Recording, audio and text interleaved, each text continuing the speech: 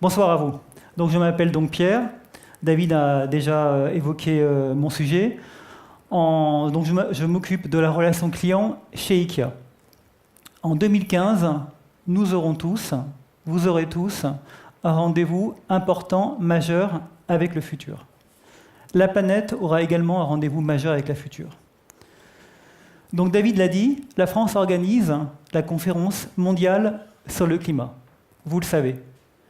Ce que vous ne savez peut-être pas, c'est que IKEA sera une des principales entreprises mécènes de cet événement. Donc ce que je vais tâcher de faire, c'est vous démontrer le lien très fort qu'il y a entre climat, changement climatique et notre relation avec l'IKEA. Avant ça, il faut que je vous parle un petit peu d'IKEA. Mais je vais vous parler d'électricité, d'eau et de forêt. Donc des choses très simples pour nous, mais très importantes pour nous et pour la relation avec nos clients. Mais on peut le dire à l'inverse, des choses très simples pour nos clients, mais de plus en plus importantes pour eux-mêmes. Commençons par l'électricité.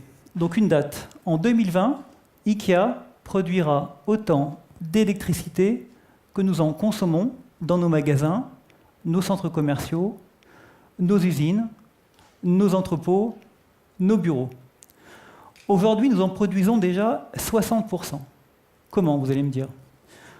Donc depuis 10 ans, nous investissons, donc nous avons 224 éoliennes, nous avons la plupart de nos magasins couverts avec des toits solaires, nous avons des champs solaires, notamment en Espagne, nous avons quelques magasins équipés en chaudière biomasse ou bois, et nous avons également quelques centrales hydrogène. Donc 60% aujourd'hui, 100% en 2020, et même plus, puisque notre espoir est aussi de donner cette énergie à nos clients, de fournir, par le biais des bornes de recharge électrique dont sont équipés chacun de nos magasins dans le monde, l'électricité à nos clients, gratuitement, qui viendrait en véhicule électrique. L'eau. L'eau, c'est extrêmement important. C'est indispensable à la vie.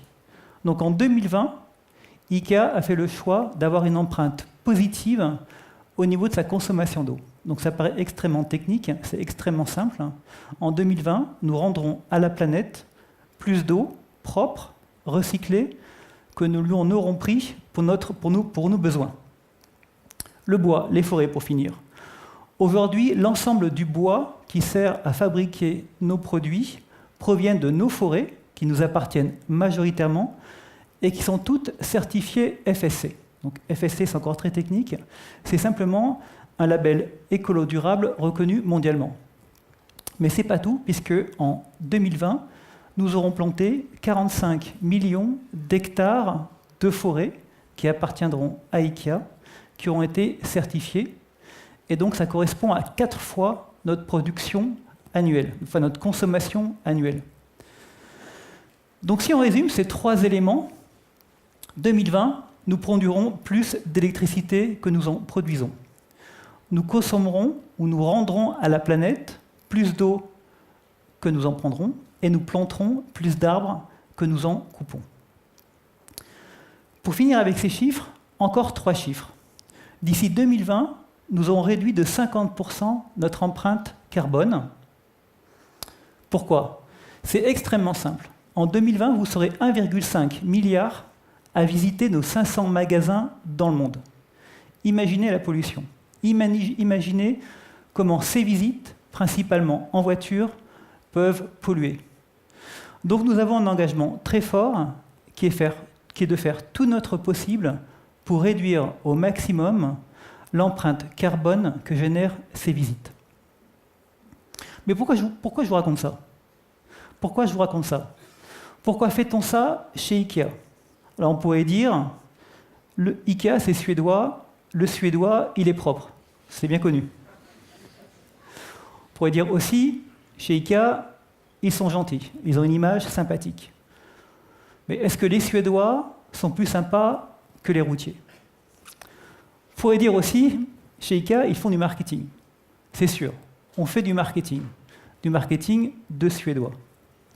On pourrait dire aussi, ils sont écolo-responsables. Bien sûr, on l'est, mais comme vous, comme tout le monde. En fait, Toutes ces raisons pourraient être bonnes, mais la bonne raison est la suivante, c'est celle que je vais vous dire. Nous produirons notre électricité, nous planterons nos arbres, nous rendrons plus d'eau à la planète, parce que l'unique raison, c'est que c'est indispensable pour continuer à faire notre business.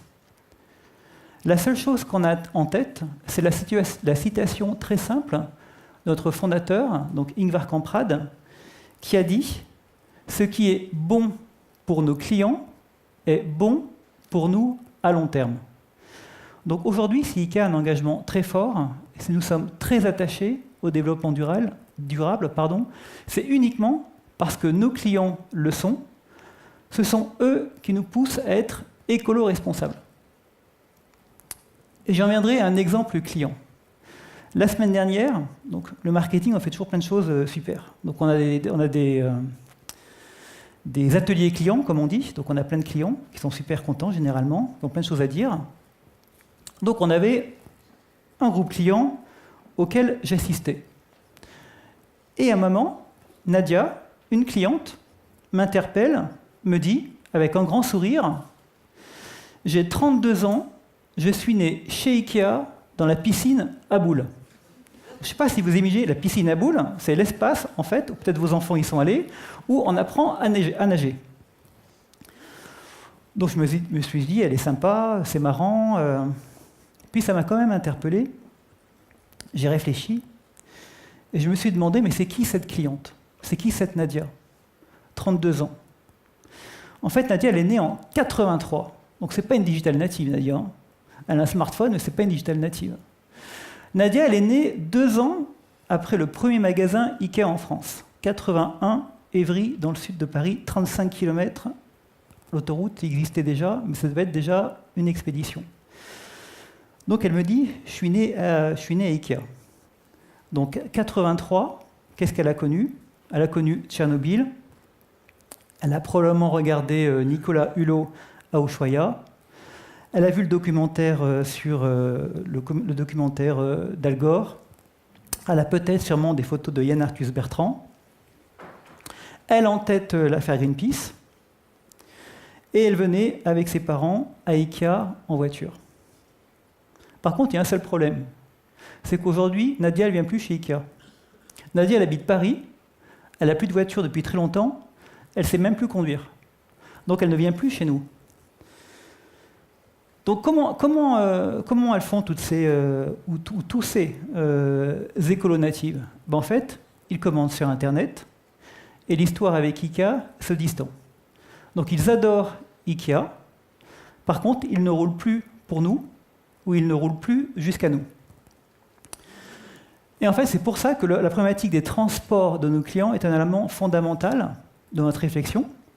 Donc si on revient à Nadia, Nadia aujourd'hui, à Paris, elle peut venir dans nos magasins, donc 2 magasins, Villiers et Thiers, grâce aux navettes gratuites que nous mettons à leur disposition depuis Denfert Rochereau et Bastille. Navettes gratuites pour venir dans nos magasins. Nadia encore, elle peut utiliser les véhicules Autolib sans crainte, puisque chacun de nos magasins parisiens est équipé d'une borne de recharge électrique. Demain, Nadia, elle pourra utiliser une camionnette électrique, ou même, elle emprunte déjà, peut-être, sûrement, une des Zoé que nous mettons à sa disposition dans chacun de nos magasins. Demain encore, et c'est très prochain, ça sera annoncé le 5 juin, donc c'est une avant-première, Nadia, elle pourra utiliser le service IKEA Chauffeur, donc Chauffeur, c'est en suédois, c'est du marketing suédois une nouvelle fois, donc IKEA Chauffeur pour chauffeur, donc pour se rendre dans l'un de nos magasins IKEA. Donc en fait, c'est fondamental. Et ce qui est important avec Nadia, c'est que son mode de vie, à Nadia, il évolue. Votre mode de vie évolue.